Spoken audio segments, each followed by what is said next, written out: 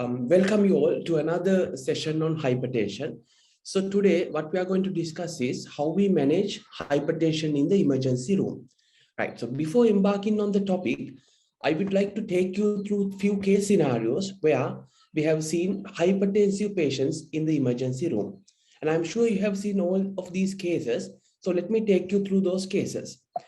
So case number one is of a 65-year-old male who has been previously apparently well, coming with sudden onset right-sided face arm limb weakness 1 hour back. And on examination, he has right-sided flaccid weakness and his blood pressure is 220 by 130. And his CT brain is normal and he has no contraindication for thrombolysis. And in the case number 2, we find a 55-year-old lady coming with 2 hours history of retrosternal chest pain radiating to back. And there is a marked discrepancy in her blood pressures. So the blood pressure in the right arm is 220 by 120 and in the left arm it is 150 by 70. And the ECG shows an acute inferior STEMI and the CT aortogram confirms an aortic dissection. And case number 3 is a 55-year-old male who is coming with acute onset severe shortness of breath for 4 hours duration. And his respiratory rate is 30 and his blood pressure is 220 by 130. And on examination, lungs show bibasal fine crackles up to mid-zone. Right. So what all these patients had in common? If you have gone through these 3 cases, what we find in common is all 3 patients are having a very high blood pressure, an alarmingly high blood pressure. Right. So we'll take a break from the clinical medicine and go to the tissue level and see what really happening in these patients at the tissue levels. Right. So as this flow diagram depicts, when there is a sudden severe increase in blood pressure, that leads to endothelial injury and dysfunction. Right. So as you know, the blood pressure in very simple terms is the pressure exerted on the vessel wall. And these vessel walls are lined by a vascular endothelium. So when there is a sudden severe increase in blood pressure, that is going to damage this vascular endothelium.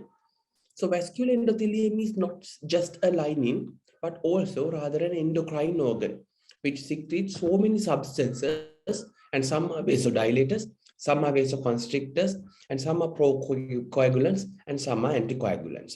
So there is going to be a marked imbalance in between these substances.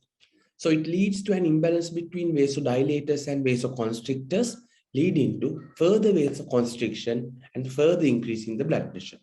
And at the same time, that is going to damage the endothelium and damage the vessel wall, leading to fibrinoid necrosis and myoproliferation, which again leading to further increase in blood pressure. And at the same time, when there is endothelial damage, it activates the procoagulant cascade and it inhibits the fibrinolytic mechanisms, which leads to formation of microthrombi and which is going to block the microvasculature and cause tissue level hypoxia. And again, it leads to disseminated intravascular coagulation.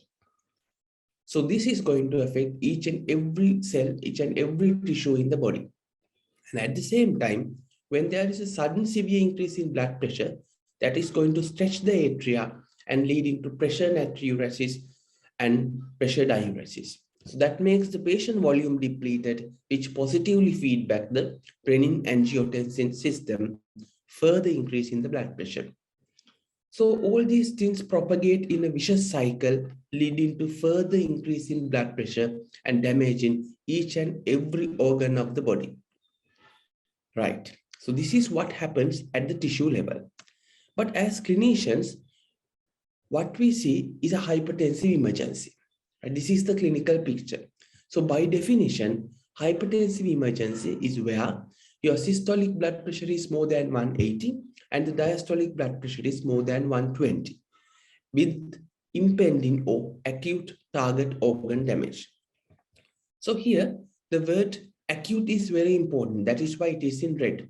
The reason being, whenever a person is having high blood pressure for a longer period, they are going to have some form of hypertension mediated organ damage. So there can be a patient with some renal impairment, proteinuria, heart failure. But to qualify for a diagnosis of hypertensive emergency, we should demonstrate the blood pressure is high and the patient is having acute target organ damage. So to discuss about acute target organ damage, so what are the examples, right? So here in this slide, I have shown you the common organs in the body that gets affected with high blood pressure and the examples for acute target organ damage. So in the heart, you can have acute left ventricular failure, acute coronary ischemia, and in the brain, acute conditions like hypertensive encephalopathy, acute stroke or a bleed, retinal hemorrhages and papilledema, acute liver injury, acute kidney injury, aortic dissection, and because of the endothelial dysfunction, you can have a microangiopathic hemolytic anemia and disseminated intravascular coagulation. Right. Now we go to the clinical setting. Now we have a patient whose blood pressure is more than 180 systolic and diastolic more than 120. So the next immediate question you should ask yourself is this a hypertensive emergency? So how do you diagnose a hypertensive emergency clinically? Right. So there is no miracle test or a special test that we can do on the patient to diagnose a hypertensive emergency. That's a good old method where we take a history, examine the patient and investigate. But here, mind you, this is an emergency. So we don't have a lot of time. So the history should be a very focused history. Examination should be a very targeted examination and the investigations should be minimum, whatever available in the bedside. Right. So in the history, what are we going to ask? So the most importantly, we need to know what's the background of the patient, right? Whether this patient is a diagnosed patient with hypertension, whether there is an etiological cause for his hypertension, and what medications he's using, and whether he has been compliant with the medications. But sometimes the hypertensive emergency may be the first ever presentation of hypertension because, you know, hypertension is a silent killer and many patients can remain asymptomatic and they can present to the hospital, to the emergency room for the first ever time with a hypertensive emergency. The second thing in the history is we need to ask about symptoms suggestive of a hypertensive emergency. So patient may be having acute onset chest pain, acute shortness of breath, and patient may be having headache, visual disturbances, acute neurological deficit or fits. Sometimes patient may be having reduced urine output and hematuria. So importantly, you need to ask for a very focused history, mainly to cover the symptoms suggestive of hypertensive emergencies. And at the same time, use of recreational drugs is again important in these days, because there are a lot of recreational drugs, a lot of substances that can increase your blood pressure. Say, for instance, cocaine and use of amphetamines by the young people, we have seen they've never had a diagnosis of hypertension, but coming with a hypertensive emergency after cocaine abuse. Right. Now we are going to examine the patient. So here also, you don't have a lot of time to do a thorough system examination, but at least importantly, you need to check the blood pressure in both arms, see whether there is a radio-radial delay or a radio-femoral delay, and the lowering pulses, and see whether your patient is in heart failure or not. You can auscultate the lung bases, see whether there are fine crackles, examine the precordium to see whether there is galloping, and a targeted neurological examination to look for any lateralizing signs and a fundoscopy. And also in these patients, abdominal examination, you might find a pulsatile mass suggestive of an aortic aneurysm. So what investigations will we do? Well, to be frank, you can't wait for hours for the investigations to come to you because this is an emergency and you need to treat as soon as possible. But simple tests such as ECG in the bedside to look for any coronary ischemia, a urine dip to look for active urine sediment, and renal functions to look at acute renal dysfunctions, and a count and a blood picture, which might take a little longer, but to look for microangiopathic hemolytic anemia. And depending on the clinical context, you can decide further investigations such as imaging. So as in our first case, where the patient is coming with acute weakness, we might go for an urgent NCCT brain to rule out the intracerebral pathology. And also if in the second case, where there is a marked discrepancy in the blood pressure, we might go for an urgent CT aortogram to look for aortic dissection. Right. So now we have made the diagnosis. So the blood pressure is very high, and by your history, examination, and investigations, you have diagnosed an acute target organ damage. So you need to manage the hypertensive emergency. Right. So how do you manage hypertensive emergency? Well, the answer is very simple, using antihypertensives. But whenever you are managing a hypertensive emergency, there are 4 questions you need to answer. The first question is, how am I going to give this antihypertensive? The second question is, what antihypertensive I am going to use on this patient? Thirdly, what is the treatment timeline? In simple terms, how fast should I drop this blood pressure? And the fourth question is the treatment target. To what level should I drop this blood pressure? So if you can answer these 4 questions, you know how to manage that particular hypertensive emergency. So the first question is, what's the route of administration? How do you give the antihypertensives? Here the answer is pretty simple. It is intravenous. So all the patients with hypertensive emergencies need hospital admission, and they need their antihypertensive through their vein. So it is intravenous antihypertensives. Secondly, what is the drug of choice? So obviously, then the drug should be a drug which is available in the IV formulation, so IV preparations. So the international guidelines talk about so many antihypertensives which are available, but in our context, in the Sri Lankan context, we have 4 main antihypertensives. We have intravenous labetalol, we have intravenous nitroglycerin, we have hydrolysin, and we have sodium nitroprusside, right? So I'm just going to briefly talk you through these medications, the 4 medications, and to discuss what are the indications and contraindications, because what antihypertensive to use depends on, the first one is what's the hypertensive emergency, whether it is indicated, and whether there are any contraindications. So if you take the first one, which is very widely used to treat hypertensive emergencies, labetalol. So labetalol is a combined alpha and beta adrenergic blocker. So it is commonly used in aortic dissection, in neurological emergencies such as acute stroke or acute bleed, and in pregnancy-associated hypertensive emergencies such as preeclampsia or eclampsia. And importantly, labetalol is contraindicated in patients with severe bradycardia because it can lead to further worsening of the bradycardia and heart blocks. And the second is, if the hypertension crisis is due to a pheochromocytoma, where you need to block the alpha first before blocking beta. So if you use labetalol in a pheochromocytoma, you are going to make the hypertension crisis worse. And thirdly, acute left ventricular failure. So when you're in heart failure, if you use labetalol, that is going to have a negative inotropic effect and a chronotropic effect. Therefore, the things are going to get worse. So aortic dissection, neurological emergencies, and pregnancy-associated hypertensive emergencies, labetalol is a very good drug that you can use. Right. The second IV antihypertensive is a GTN, which is very commonly used. You all must be aware of this. And it is nitroglycerin, which is a venous vasodilator. Basically dilates your vessels and get your blood pressure down. So this is commonly used in patients with hypertensive heart failure or in patients with acute coronary syndrome, because this gives additional benefits. So it dilates the pulmonary vessels as well. It improves the pulmonary edema. And with the coronary ischemia, if you use GTN, that relieves the pain as well.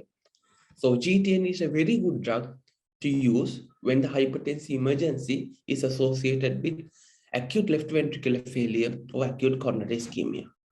But since it's a vasodilator, it can increase your intracranial pressure. So you have to be a bit cautious if you are using it in patients such as hypertensive encephalopathy. Right. The third drug is IV hydrolysis. So it's a direct arterial vasodilator, quickly reduces your blood pressure, and this is mainly used in obstetric practice, particularly in patients with eclampsia and preeclampsia, where we use hydrolysis as boluses. But you should be very cautious not to use hydrolysis in a patient with dissecting aortic aneurysm, because that can further worsen the aortic dissection. And lastly, you have sodium nitroprusside, which is a very good drug, but not commonly available, which is both arterial and venous vasodilator. And in most of the clinical situations of hypertensive emergencies, you can use nitroprusside, but you have to be a bit cautious when you are using it in patients with raised intracranial pressure or those with severe renal or liver dysfunction. Right.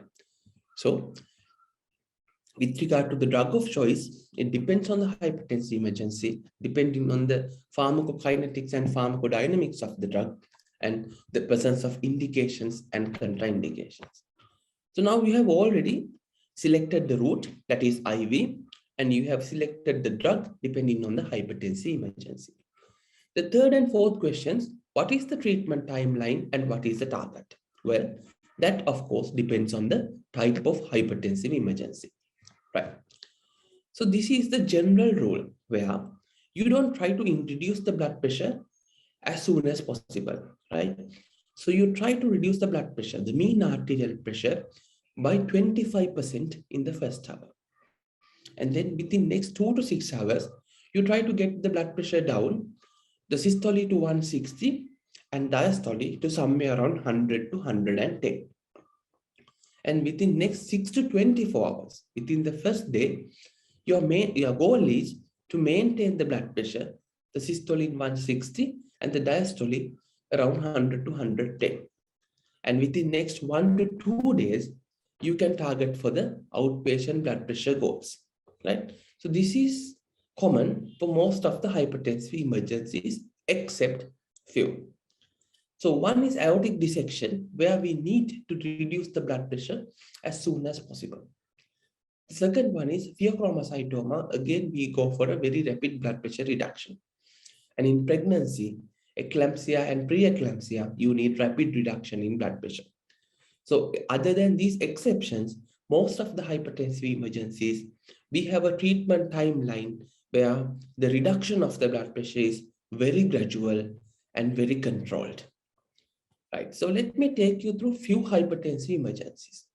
So if we talk about hypertensive heart failure, which is very common, in the emergency department, 1/4 of ED visits or emergency visits for acute hypertension is with hypertensive heart failure. So the people who have existing cardiac pathologies, known patients with ischemic heart disease or known patients with valvular heart diseases, these people are at risk of getting heart failure with high blood pressure. So drugs-wise, as we mentioned earlier, we can use nitroglycerin, we can use nitroprusside, and again, we can use furosemide to treat. And then the most important thing is we should avoid medications that will increase the cardiac workload, such as hydrolysis. And also, we should not use medications which will reduce the cardiac contractility, such as beta blockers. And then talking about hypertensive encephalopathy, again, the same targets, 25% reduction in the systolic or the mean arterial pressure in the first hour, and then target for a gradual reduction of blood pressure to somewhere around 160-100, and you normalize the blood pressure within next 24 to 48 hours, right? And this slide talks about the management of hypertension in patients with acute ischemic stroke. Right. So you have a patient with acute weakness, as in our case number 1, and then patient qualifies for IV thrombolysis therapy, right? So assume the patient has come with the weakness 1 hour back. So you are still within the thrombolytic window. Patient does not have any contraindications for thrombolysis, and CT rules out a bleed. So it's a candidate to thrombolyze. So if you're thrombolizing, you need to lower the systolic blood pressure to less than 185 and the diastolic blood pressure to less than 110 as soon as possible, because here the time is break. So you will use drugs like IV labetalol to get the blood pressure down, and then you will initiate the thrombolysis. And for the next 24 hours after IV thrombolysis, you will maintain the blood pressure less than 180 by 105. Right.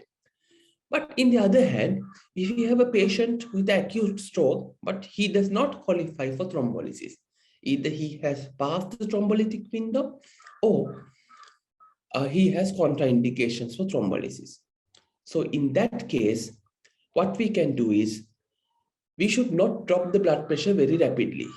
The reason is there is a potentially reversible ischemia in the brain, what you call ischemic penumbra, and we need to preserve that.